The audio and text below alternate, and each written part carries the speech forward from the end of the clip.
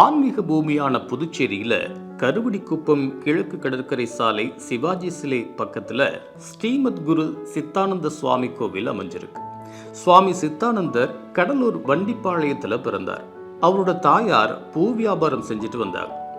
சிறுவனா இருந்த சித்தானந்தர் திருப்பாதிரிப்புலியூர்ல உள்ள பாடலீஸ்வரர் கோயிலுக்கு போய் பாடலீஸ்வரர் மற்றும் பெரியநாயகி அம்மனை தொடர்ந்து வழிபட்டு வந்தார். அவரோட தாயார் வியாபாரத்திற்காக கட்டி வச்சிருக்கிற 2 பூ மாலைகளை தினசரி எடுத்துட்டு போய் சுவாமி மற்றும் அம்பாளுக்கு அணிவித்து தியானம் செய்யறத வழக்கமா வச்சிருந்தார். ஒரு நாள் கடுமையான மழை பெஞ்சு ஊரே வெள்ளக்காடானாச்சு. மக்கள் எங்கேயும் நடமாட முடியாத நிலையில சித்தானந்தர் 2 பூ மாலைகளோட வெள்ளத்துல நீந்தி அந்த கோயிலுக்கு போனார். அப்போ கோவில் கதவுகள் பூட்டப்பட்டிருந்துச்சு. பூமாலைகளை ஆலய கதவுல கட்டின சித்தானந்தர், இறைவா உனக்கு தேவையானா நீயே வந்து எடுத்துக்க அப்படின்னு சொல்லிட்டு போயிருக்கார். மறுநாள் காலையில சித்தானந்தரை பார்த்த கோவில் குருக்கள், நேற்று ஏன் பூமாலை கொண்டு வரல அப்படின்னு கேட்டார். பூமாலைகளை தான் கதவுல கட்டிட்டு வந்ததையும் இறைவனுக்கு தேவைப்பட்டா அவரே வந்து எடுத்துட்டு போயிருப்பாரு அப்படின்னு சொன்னார். குருக்கள் அதை பார்த்து சிரிச்சிட்டு கோயிலுக்குள்ள போனார். கதவுல கட்டி விட்டதா சொன்ன அந்த பூமாலைகள் அந்த கதவுல இல்லை. அவரு கதவுல கட்டப்பட்டதா சொன்ன அந்த பூமாலைகள் சுவாமி மற்றும் அம்பாள் மேல அலங்கரிச்சிருக்கிறத பார்த்து கொஞ்ச நேரம் ஆடி போயிட்டார். அப்பதான் சித்தானந்தர் கிட்ட இறை சக்தி இருக்கிறத குருக்கள் உணர்ந்தார். ஒரு நாள் குருக்கள் சோகமா இருந்ததை பார்த்து சித்தானந்தர் விசாரிச்சார்.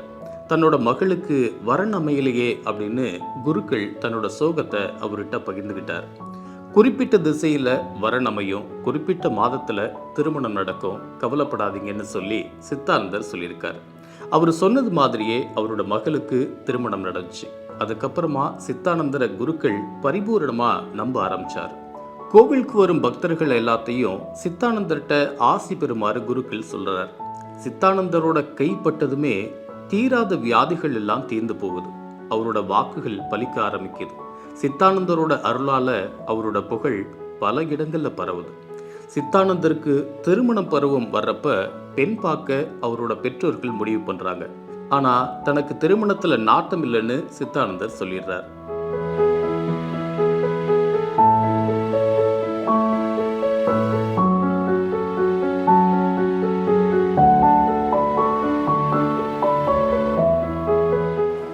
சுவாமிகள் புதுச்சேரிக்கு எப்படி வந்தார்னாக்கா, இந்த இடமாகப்பட்டது முத்தியால்பேட்டையை சார்ந்த முத்துக்குமார சுவாமி பிள்ளை அப்படின்ற ஒரு குடும்பத்தாரோட சொந்தமான இடம் இது. முத்துக்குமார சுவாமி பிள்ளை யாருனாக்கா, மிகவும் ஒரு பெரிய செல்வந்தர், வணிகர், ரொம்ப புகழ்ச்சியின் உச்சியில் இருந்தவர், முத்தியால்பேட்டையில் இருந்தவர். அவருடைய மனைவிக்கு தீராத வயிற்று வலி. அப்படி இருக்க காலகட்டத்தில் அந்த அம்மாவுக்கு பார்க்காத வைத்தியம் கிடையாது. அப்போ ரோட்டில் போகிற பெரியவர் சொல்கிறார், முத்துக்குமாரா, யாரோ கடலூரில் கோவிலில் சித்தானந்தன் ஒருத்தர் இருக்காராம், நீ போய் அம்மாவுக்காக பிரார்த்தனை பண்ணி விபூதி வாங்கிட்டு வா, அம்மா குணமடைஞ்சிருவாங்க அப்படின்னு சொன்ன உடனே முத்துக்குமாரரும் அவங்க அண்ணன் தம்பியெல்லாம் மாட்டு வண்டி கட்டிட்டு கடலூருக்கு போகிறாங்க. பாடலீஸ்வரர் அம்பாவை தரிசனம் பண்ணுறாங்க. பண்ணிவிட்டு சித்தானந்தரை பார்த்து ஆசீர்வாதம் வாங்கிட்டு வராங்க. அப்படி வரும்பொழுது அவர் சித்தானந்தர் சொல்கிறார், உங்கள் மனைவி பரிபூர்ணமாக குணமடைஞ்சிருவாங்க, கவலைப்படாதீங்கன்னு சொன்னோடனே அந்த நம்பிக்கையில் அம்மாவுக்கு திருநீர் கொடுக்குறாங்க. அந்த அம்மா பரிபூர்ணமாக குணமடைஞ்சிடுறாங்க. அதனால் இந்த முத்துக்குமார சுவாமி என்ன பண்ணுறாருனாக்கா, அவருடைய சித்தானந்த மேலே ரொம்ப அன்பு ஏற்படுறது. அப்போ அவருடைய வீட்டு திருமணத்திற்காக அவரை முதல் முறையாக புதுச்சேரிக்கு கூப்பிடுறாங்க. ஒரு தை மாதத்தில் ஒரு திருமணம் நடக்குது அவங்க வீட்டில். அந்த திருமண வைபவத்துக்கு தான் சித்தானந்தர் முதல் முறையாக நம்ம பாண்டிச்சேரின்னு சொல்கிறோம், இப்போ புதுச்சேரிக்கு வரார்.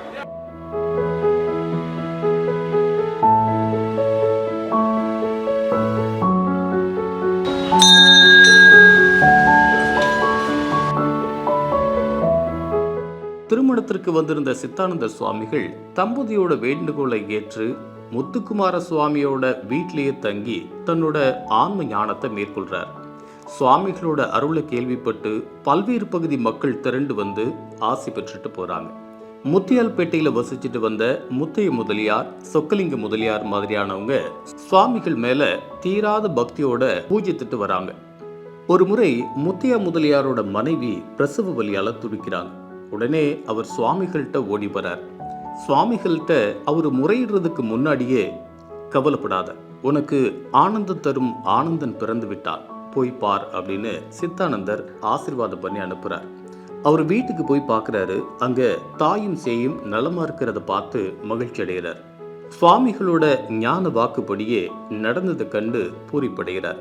சுவாமிகளோட திருவாக்குப்படியே தன்னோட மகனுக்கு ஆனந்தன்னு பெயர் சூட்டுறார்.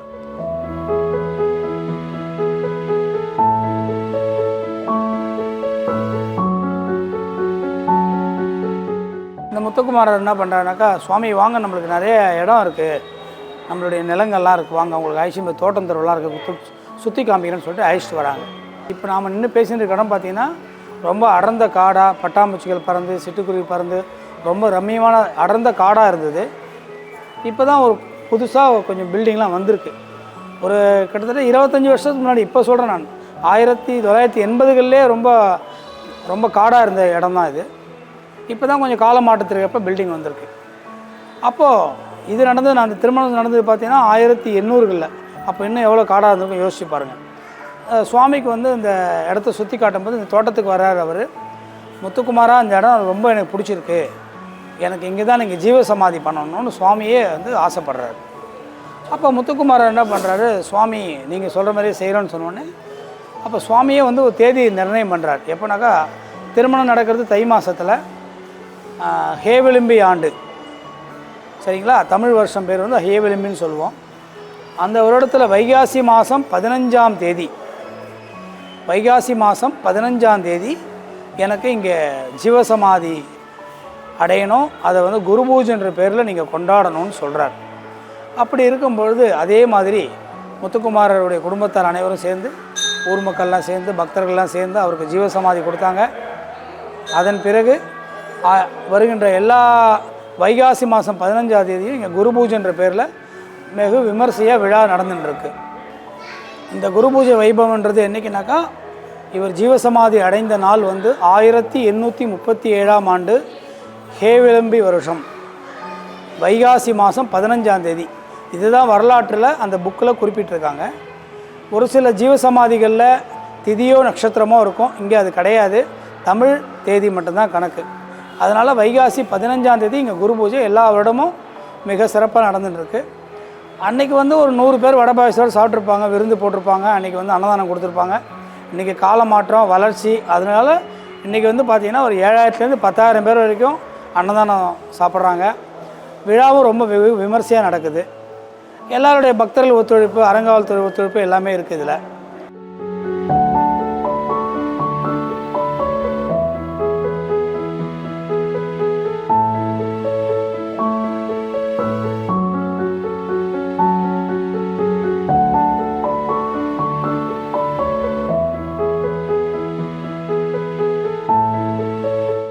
தற்போது குரு சித்தானந்த சுவாமிகள் திருக்கோவில் தெற்குலையும் வடக்குலையும் 2 ராஜகோபுரங்களை கொண்டு சிறப்பாக காட்சியளிக்குது. அந்த கோபுரங்கள்ல குரு சித்தானந்த சுவாமிகளோட திருவுருவம் சிலை வடிவில் அமைக்கப்பட்டிருக்கு. கோவில் கருவறையில சித்தானந்த சுவாமிகளோட தியான திருமணிக்கு மேல சிவலிங்கம் பிரதிஷ்டை செய்யப்பட்டிருக்கு. எதிரில் நந்தி அமைக்கப்பட்டிருக்கு. விநாயகர், குரு தட்சிணாமூர்த்தி, ஐயப்பன் சன்னதிகள் தனித்தனியா இருக்கு. நந்தி தேவரோட பின்னால கொடிமரம் இருக்கு. கோயிலோட உள்ள தியான மண்டபம் இருக்கு. அதுக்கு எதிரிலேயே திருக்குளமும் ஒன்று இருக்கு. குளத்தோட நடுவில் சித்தானந்த சுவாமிகள் சுதை வடிவம் தியான வடிவில் அமைக்கப்பட்டிருக்கு. அது மட்டும் இல்லாமல் கோவில் தூண்களில் அழகிய சுதை வடிவம் அமைக்கப்பட்டிருக்கு. கோசாலையில் பசுக்களும் பராமரிக்கப்படுது. அதே மாதிரி கோவில் வளாகத்தில் சப்த கன்னிகள் மற்றும் அரசு வேம்பு மரத்தோட அடியில் நாகர் சிலை பிரதிஷ்டை செய்யப்பட்டிருக்கு. குழந்தை பாக்கியம் இல்லாதவங்க தொட்டில் கட்டி இங்கே வேண்டிக்கிறாங்க. குழந்தை பிறந்ததுக்கு அப்புறமா அது ஆண் குழந்தையா இருந்தா ஆனந்தன்னும், பெண் குழந்தையா இருந்தா ஆனந்தின்னு பேர் வச்சு மகிழ்றாங்க. இந்த கோவில்ல மகாகவி பாரதியாருக்கு ஒரு சிலை இருக்கு. பாரதியார் புதுச்சேரியில் இருந்தப்போ சித்தானந்தர் கோவிலுக்கு வருவார். கோவில் அருகிலேயே குயில் தோப்பு இருக்கு. கோவில்ல உள்ள மணல் குளத்தோட மேட்ல தலை வச்சு படுத்து பாரதியார் சிந்திக்கிற பழக்கம் உண்டு.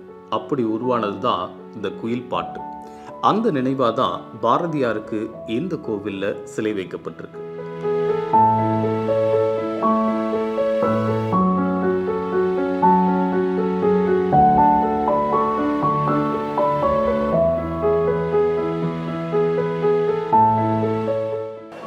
ஒரு சில ஜீவசமாதிகளுக்கு போனீங்கன்னா ஒரு ஜீவசமாதி இருக்கும், மேலே லிங்கம் பிரதிஷ்டை பண்ணியிருப்பாங்க. இங்கேயே அதே மாதிரி தான் சித்தானந்த சமாதிக்கு மேலே நம்ம சிவலிங்கத்தை பிரதிஷ்டை பண்ணியிருக்கோம். மேலும் இதில் என்னன்னாக்கா அவருக்கு உதவியாளராக இருந்தாங்க. அவருடைய ஆன்மீக பயணத்தில் இருக்கும்பொழுது அவருக்கு உதவியாளர் இருந்தவங்க 3 பேர். அவங்களுக்கும் இங்கே ஜீவசமாதி. யாருனாக்கா விநாயகருக்கு கீழே ஒரு ஜீவசமாதி, குரு தட்சிணாமூர்த்தி கீழே ஒரு ஜீவசமாதி, நந்திக்கு கீழே ஒரு ஜீவசமாதி. அதனால தான் இந்த கோவில் வந்து மேலும் மிகவும் சிறப்பு வாய்ந்ததாக இருக்குது. தெற்கு கோபுரம் வழியாக உள்ளே வந்தீங்கன்னு வச்சிங்களேன், உள்ளே வரும்போது இடது பக்கத்தில் பெரிய அரச மரமும் வேம்பு மரமும் பிணைஞ்ச மாதிரி ஒரு பெரிய மரத்தை பார்க்கலாம். அந்த மரம் பார்த்திங்கன்னா ரொம்ப ஆதி நாளிலே இருந்ததுன்னு சொல்கிறாங்க. ஒரு 200-250 வருஷமாகவே இருக்கலாம்.